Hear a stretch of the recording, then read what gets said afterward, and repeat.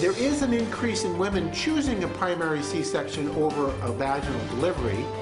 Doctors say a new birth method attempts to bring more closeness, calmness, and connection to mothers and their babies. Family-centered or gentle C-sections are now becoming a new trend at hospitals across the country and in Sacramento. But what makes them different from the traditional procedure? And why do some think it could make C-sections too attractive? CBS 13's Adrienne Moore is live in the newsroom getting answers for us. Adrienne? Christina and Sam, gentle C-sections try to mirror a natural birth as much as possible. But with C-section rates at nearly 33%, right now that's more than double what the World Health Organization sets as a target. And many doctors believe this could create some unnecessary danger. Some of the most important time is right at the time of delivery for both mom and baby.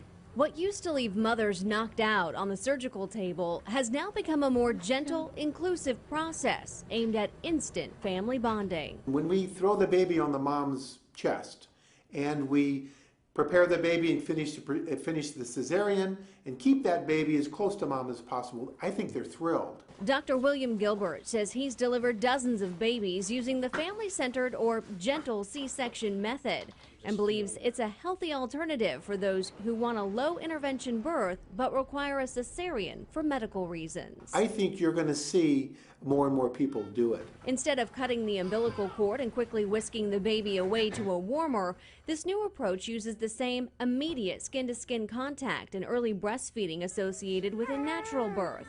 But Dr. Elliot Main with the California Maternal Quality Care Collaborative is concerned it could lead to an unnecessary increase in procedures. I think there is some worry about an advertising campaign for a natural or gentle C-section because it can diminish the actual concern about overuse of C-sections.